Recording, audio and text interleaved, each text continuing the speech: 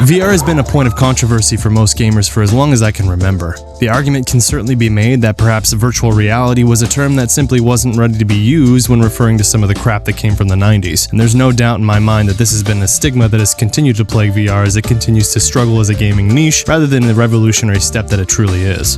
But we have to give credit where credit is due, as games like Beat Saber from developer Beat Games and innovations like the Oculus Quest have begun to blur the lines for gamers and even non-gamers alike, showing that VR is more than just an expensive collector's item, but an immersive and ground-shattering way to truly experience games in a manner unlike anything we've ever seen before. Of course, the console wars are no stranger to VR, as PC VR gamers continue to claim the high ground with the revolutionary VR titles hitting the PC VR headsets within the last decade, leaving Sony's PlayStation VR owners with this question while entering into the new decade. Is Sony's PlayStation VR still relevant in 2020? What's up guys, Solo here, back with another episode of Solo Says, a series where we ask a question, I give my opinion, and I ask you for yours. So here's the thing, I'm a little biased here. I've only ever owned 2 VR headsets, and one of them isn't even worth calling VR, since strapping a phone to your face is only a small step up from the Viewmaster you played with as a kid. The other headset, as you may have already guessed, is the PlayStation VR. Now, I'm not here to put any final word on which headset is the best out there. What I really want to focus on here is why the PlayStation VR will remain one of the best, if not the best, high-end VR option in 2020 and far beyond that. But first, let's talk about the PSVR in 2019. 2018 proved to be the year for PSVR, serving up outstanding and unmatched exclusive titles like Borderlands 2 VR and the now infamous Astrobot Rescue Mission, not to mention Firewall Zero Hour. And while this past year was another great one for PSVR headset owners, we have to humble ourselves a bit and make note of some of the amazing titles that hit the PC VR headsets throughout 2019. VR-defining titles like Boneworks and Asgard's Wrath set a new bar, and while it's possible we might see these titles hit the headset sometime down the road, as many PC VR titles often come to the PSVR within a year or so after their initial launch, it's a bit of a punch to the gut to sit on the sidelines while even video game commentators like IGN take the time to truly dive into some of these titles, bringing a glimpse of VR to the forefront of the gaming mainstream. Now, of course, I don't want to sell the headset short. We did see PSVR exclusives like Blood and Truth and Golem, but even more expansive and impressive games to hit the headset like No Man's Sky Beyond hit PC as well, touting higher resolution and clarity. While I'm sure not everyone will agree with me on this point, I feel like it's plain to see that 2019 was not the banner year 2018 was for the PSVR. Meanwhile, PC VR gamers were hit with some excellent and game-changing experiences. This is where my thought process begins, where the questions started unfolding in my own mind. Has the PSVR reached its full potential? Is this as good as it gets for the headset? I've seen comment after comment, article after article, post after post from PCVR players and analysts alike expressing how, while they respect those who play PSVR and often own one for themselves, they feel that anyone who isn't playing on a high-end PCVR headset is significantly missing out on the opportunities of VR. And I mean, come on, it makes sense. When looking at the huge steps taken for VR in 2019 and comparing that to what players of the Sony headset had to experience, it certainly seems like the PSVR won't be able to keep up.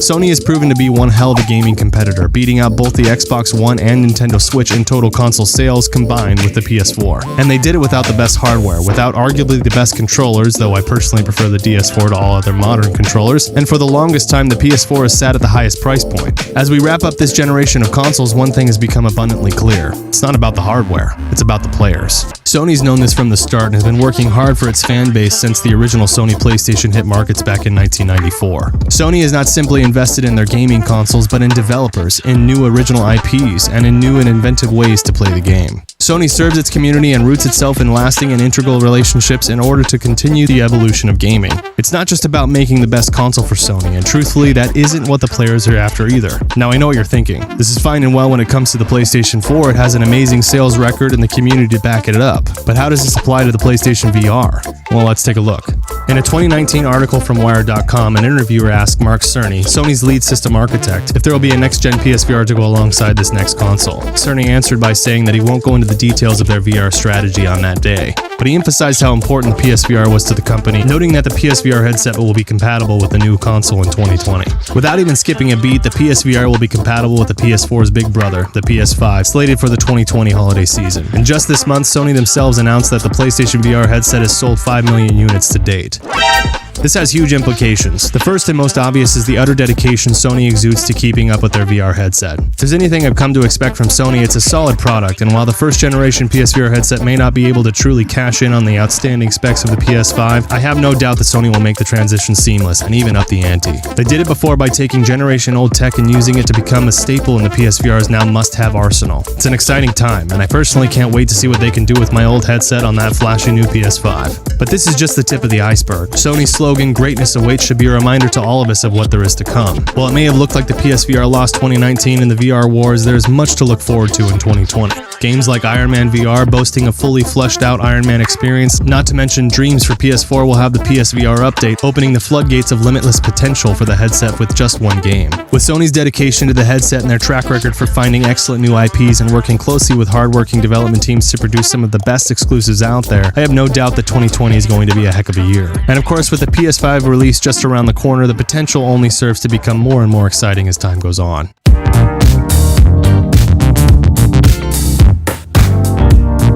Back in the 5 months of 2016 where I was rocking my exciting phone VR headset, I knew I had to have a better piece of hardware. I knew that this headset wasn't going to cut it. It was an easy decision, really. I already had a PlayStation 4 and desperately wanted a high-end VR without dropping a month's worth of rent and groceries that I simply didn't have. It was settled. I picked up my PSVR on a whim during one of the sales, a pair of Move controllers, and a few games for a reasonable price, and never looked back. This is something I think people tend to overlook, and it isn't as simple as being too cheap for the real thing. For many, having a high-end computer simply isn't something they need, making it difficult to justify the purchase of one just to spend another $600 to $800+ on a VR headset. And even if I didn't go for one of the high-tier VR headsets, the cost of a computer alone is enough for me to compare how much I would benefit from a high-end computer versus a PS4. At the end of the day, I could have bought one if I needed to. I still could, but I don't. And the reason comes down to a simple cost-benefit analysis. Sony has proven to me that they're in it for the long haul. They'll be around for years to come, pushing to be the best of the best, constantly giving players the best content and quality hardware to ensure that players have everything they need to have the best time they can. This, alongside the effortless and affordable nature of the PSVR headset, is the crux of why I think the PlayStation VR has the potential to be one of the best, if not the best VR headset out there someday. It's affordable, it's easy to use, it works with hardware I already own and plan to own, and it provides a high-end VR experience without breaking the bank to get there. Suffice it to say, Sony's PlayStation VR is still very relevant in 2020, and while its hardware may have fallen behind, you can bet that Sony is working hard to make sure that this headset lives up to the expectations the players have for the PlayStation product. Not by having the best hardware possible, but by having the best games and the best possible experience for what you pay. But who knows, the tides could turn any minute. VR is a fickle beast and is consistently inconsistent. Sony could announce the end of the headset tomorrow, or who knows, the PSVR 2 could be the best headset on the market come 2021. So lay it on me. You think Sony will push for dominance like it has before? Think they will stay true to their word? Or do you think that the PSVR has peaked and that the high-end PC VR is going to be the only way in the not-so-distant future? As for me, until that day where either Sony admits defeat or I do it for them, I have my VR home. Hey guys, thanks so much for watching. If you enjoyed, please give the video a thumbs up, subscribe to stay tuned for more to come content, and leave me a comment with your thoughts, and I'll see you on the next one. Solo out.